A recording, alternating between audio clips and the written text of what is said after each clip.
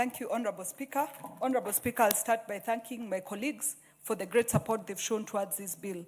Honorable Speaker, I would want to assure my colleagues that I've taken note of each and every of their contribution, and they're going to see it as we go into the Committee of the Whole House, and hopefully we eventually see the ascension of this bill. Honorable Speaker, in my response, I would want to say and remind honorable members that it is good I refer to the UNCTAD report of 2024, which indicated that in the year 2023, the foreign direct investment in Kenya was $1.5 billion US. The foreign direct investment outflow that same year was 3 billion US dollars. Honorable Speaker, what I'm trying to indicate is that we are left with only 200 million US dollars that is left in this country after all that deduction. What are we doing, Honorable Speaker? We are just emptying water from one bucket to the other bucket, claiming we are doing something, but nothing is left in our country. Honorable Speaker, in the same year, 2024, the Competition Authority of Kenya also released a report which indicated that 90% of the trucks in this country are owned by Kenyans. However, 70% of all contracts by multinationals, they go to fellow multinationals. Honorable Speaker, these are the equalities that we want to fight for. How can we be owning the trucks, but we don't qualify to get the tenders? We must ensure our Kenyans are given their opportunities.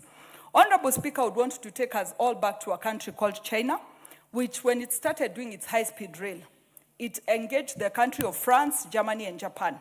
But in their requirements, they told them they had to leave a skills transfer as they exited the country after that tender. Today, Honorable Speaker, China is the leading constructor of high-speed rails all over the world. That is because they received the skills transfer.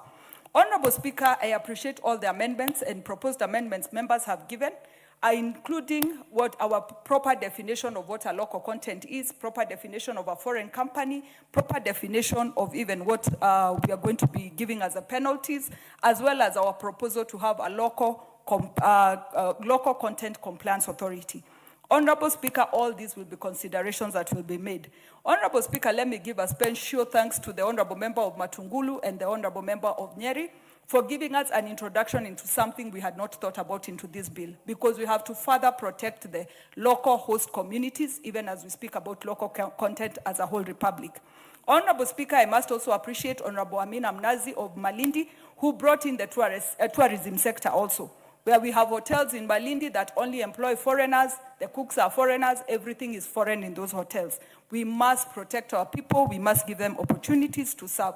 Honorable Speaker, allow me to add this because I have collected it in part of my research. Many of these multinationals claim that they give us business because they buy our fuel. Honorable Speaker, in this bill, we are also going to protect that fuel is not a local product from Kenya, such that everybody fuels their car and they want to claim they are giving us business as fuel in this country. That one we will not accept. Honorable Speaker, many people will wonder if our bill is going to cause any investment flight.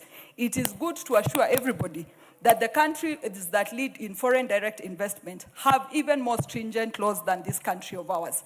So if investors are comfortable following laws somewhere else, even in our own country, they should be comfortable. Secondly, Honorable Speaker, in our public participation, many of these investors have given their contribution, and even they themselves have said they require a rule book where they come into this country and know what is expected from them or not expected from them.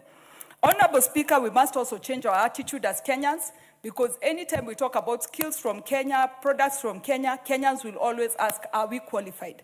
This bill and the research I have done should clearly tell Kenyans we are even overqualified. It's only that opportunities are not protected for us. And as I indicated when I was presenting the bill, I said this is just buy Kenya, build Kenya in the form of a law, where we are ensuring we can no longer live on goodwill, but even as we can protect our people. Honorable Speaker, I'm a great reader of the good book, the Bible, and in the Bible, God talks of us loving our neighbors. However, in the same Bible, God also talks of him hating fools. We are a good neighbor, we look at our neighbors, we observe all our treaty agreements with our neighbors. However, are we being extended through the same generosity?